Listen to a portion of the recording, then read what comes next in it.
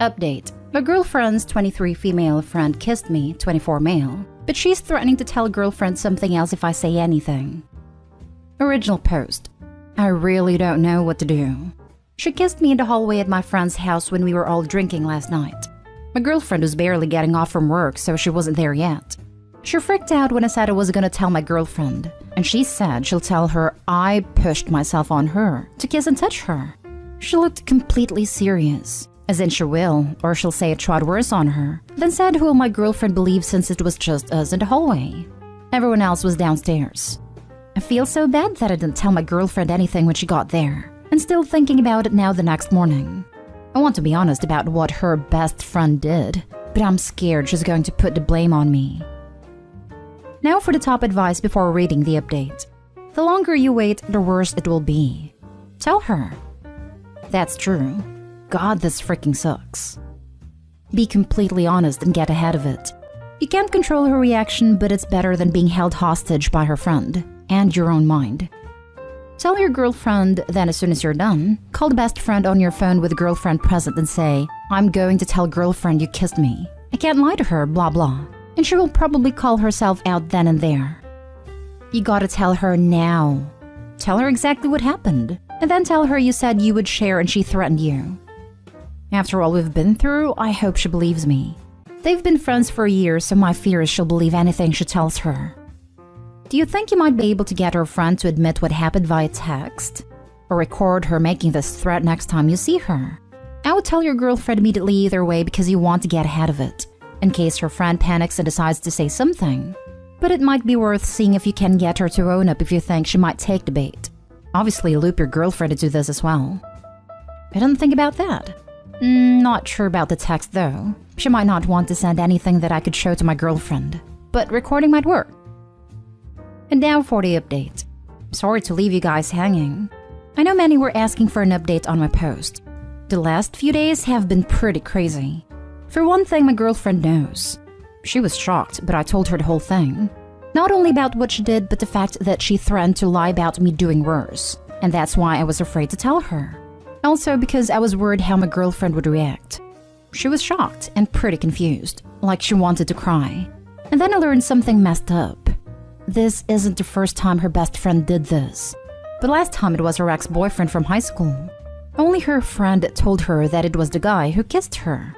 My girl believed her friend though, and that's why it's the next now. She started crying. We hugged and talked some more. Then things got chaotic. Her now ex-friend decided to stick with her threat and told my girlfriend a completely different version where I forced myself on her. Supposedly covered her mouth and tried to freaking violate her, but she managed to push me off and go with everyone else. Only my girlfriend did believe her lie, and they had a huge fight. Obviously no longer friends, and my girlfriend was pretty devastated. I hated seeing her so hurt, and wished that this didn't have to happen. Then to make everything worse, she stuck to her word and lied to all of our friends about what happened. Made herself the freaking victim and told them my girlfriend is supporting an offender over her own friend. Like seriously, it was freaking crazy. My girlfriend couldn't believe it. That hurt her even more. Our friends had texted her nonstop telling her what an awful person she is, that I'm a freaking monster and they're encouraging her to file a police report, which she was planning to do because that's what she told her cousins. That lasted a couple days. It was so stupid though, because if something like that even happened, why would you not tell someone right away? At least some of our friends who were at a party didn't seem to buy her story. Not all of them, but at least some. We got sick of this garbage. So my girlfriend went over to her house and she convinced her to admit it was a lie. I don't know how she did that, but my girlfriend said it took a lot of talking. Plus, she managed to catch some holes in her lies. Then an hour later, she got a text from her saying she's sorry about spreading those rumors and asking if they could talk because she doesn't want their friendship to end this way. Yeah, after kissing me without consent, lying about a crime and making my girlfriend seem like the bad guy too, she doesn't want their friendship to end like that? So freaking crazy. It all drained us, to be honest. Her girlfriend wasn't in a good place and I felt bad. Tried to be there for her, hugging her whenever she cried and saying how much I love her.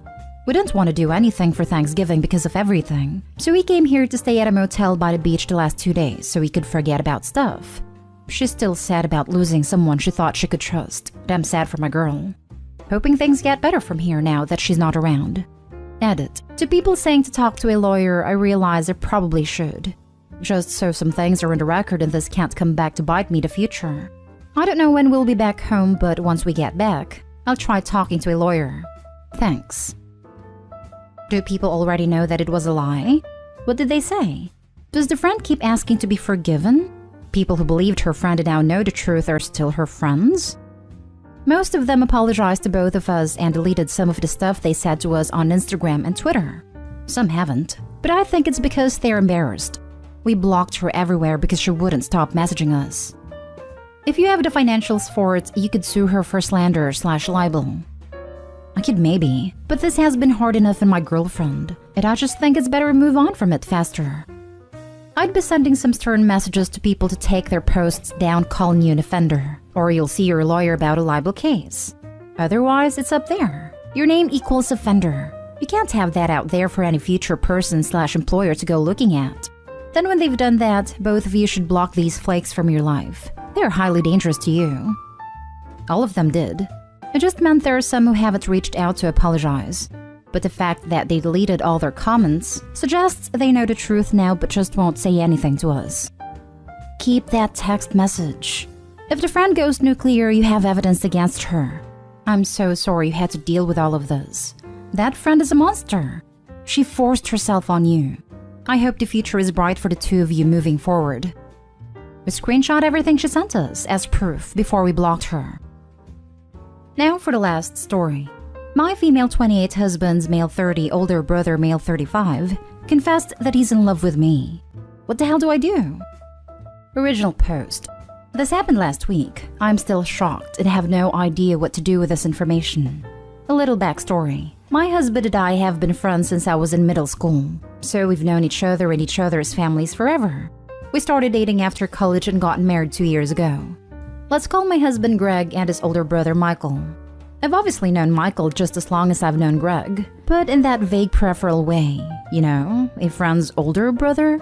He was already well into college by the time I met and started hanging out with Greg, so until we got married I hadn't had a lot of contact with him, except for holidays when everyone was home. Michael and his wife, let's call her Stephanie, have been separated for over a year and are in the process of getting divorced. He primarily cares for their 6-year-old son. Stephanie moved out of state. Michael's a ER physician and has been insanely busy since COVID started, especially since their son's daycare is still closed. Since I'm able to work remotely, I've stepped in to help out with babysitting. As a result, I've had more interaction with Michael, but still, it's not much.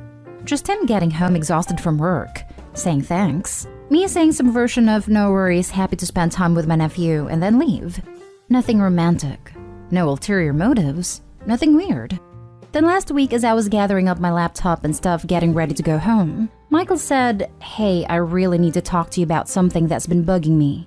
I honestly thought it was going to be that I had done something wrong in caring for his son, letting him do/eat something he wasn't supposed to or something like that.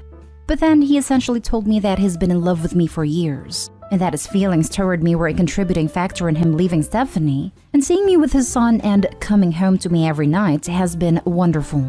He then said, "I understand you're with Greg, but I had to tell you how I feel." I sort of blacked out from shock, mumbled something about needing to get home, and left.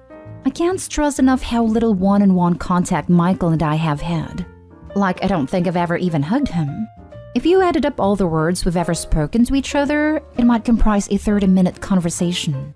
He's almost like a father/teacher figure to me. I certainly don't feel the same way about him, and I'm blown away that not only is he apparently in love with me, how, but I was a contributing factor in his divorce? Which means Stephanie knows how he feels.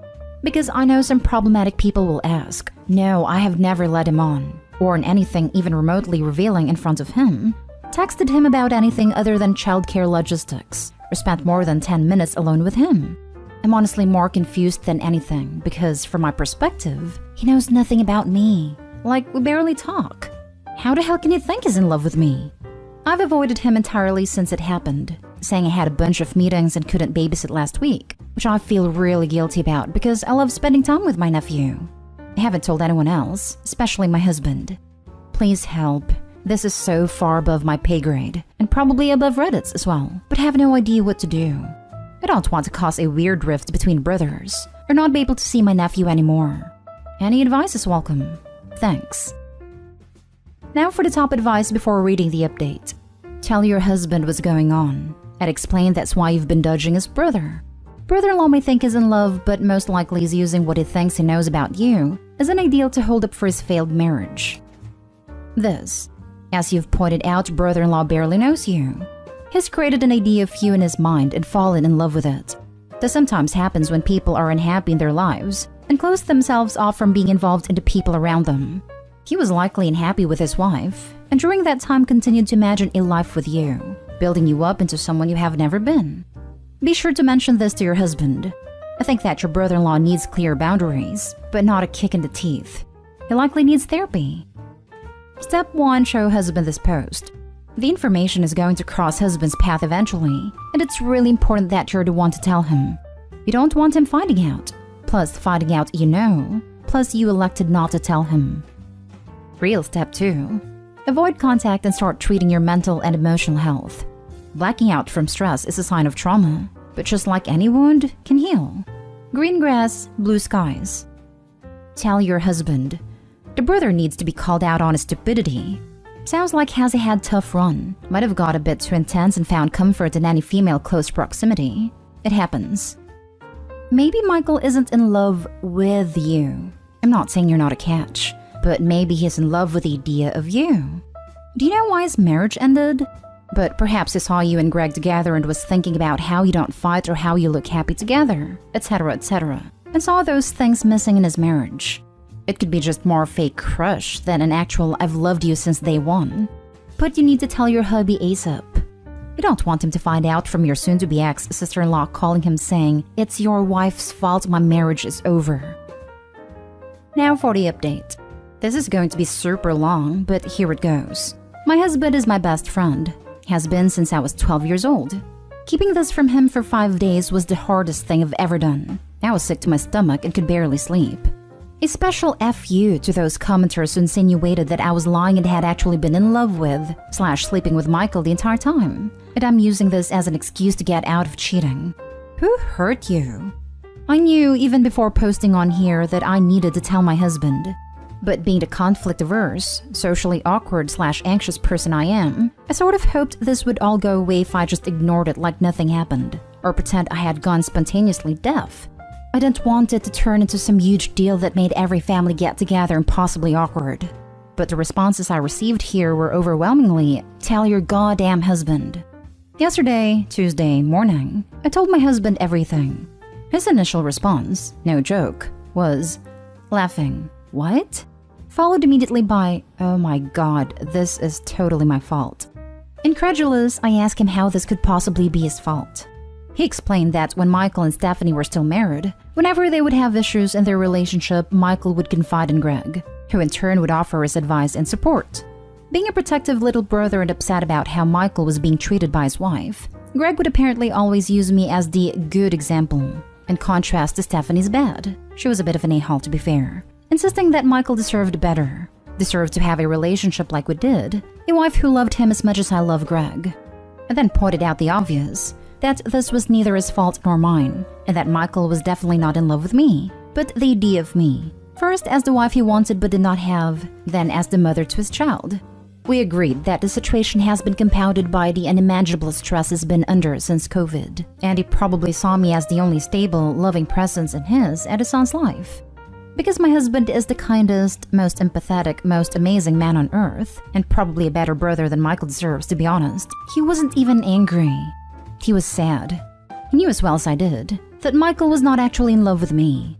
We agreed we would talk to Michael together, suggest therapy, and continue supporting him and caring for our godson. We also agreed that no matter what happened, we would not let that little boy be the collateral damage in this awkward, unnecessary mess, especially when his parents have divorced. His own mother has all but abandoned him, and a global pandemic has prevented him from seeing his kindergarten friends as often. He needs and deserves a stable, loving, normal environment in which to be a kid. Greg and I decided that we would watch our nephew together yesterday, at our house. Greg texted Michael that we would be working from home, and to drop the boy off on his way to the hospital. When Michael got off work and came to pick up his son, I was upstairs leaving them to talk. After they had talked for about an hour and a half, Greg called me downstairs. Both of them had been crying. Michael apologized to me and to Greg, profusely. Total mea culpa. He insisted his intention in confessing his feelings was meant more as a compliment to what an amazing wife I am to Greg, and how happy you make my son. And that was what motivated him to finally leave Stephanie 2 years ago. Not wanting to be with me and take me away from Greg, but realizing that I, or more realistically someone like me, was what he wanted/deserved. He said he realized it was selfish of him to unload his feelings on me like that. And he knew I wouldn't reciprocate them, but that he felt he would go insane if he didn't just freaking say something, with everything else on his plate right now. He said he had been feeling this way for a couple of years and planned to just work through it alone and take it to his grave, but that it just sort of came out like word vomit, and he never in a zillion years would have acted on it. Michael also made a point to underscore the fact that these romantic feelings toward me are quite new, developing about 5 years ago, and were in no way predatory, since he's known me since I was 12 and he was 20. Michael agreed to seek therapy. Greg and I even offered to join him at the sessions if he thought it would be helpful. Greg and I will also still be helping him with a son. He works insane hours, and is new to the whole single dad thing. Any babysitting will be done at our house, not Michael's from now on. For those pointing out that Michael can afford alternate childcare for his son, that's not the point. His son, our godson, needs a stable environment filled with family and routine, since his life has been pretty much uprooted by the divorce, his mom leaving, and the pandemic. Until his school resumes in-person classes next spring, we'll care for him as a family. Greg and Michael's sister and parents, while they know nothing of this mess, share in the responsibility as well, so it would not be totally in our hands. All in all, I don't think any of us could have hoped for a better outcome to this weird situation. Happy to have everything out in the open so we can move forward. Thanks again for all of your advice and kind words. I have the best husband, salt of the earth that one,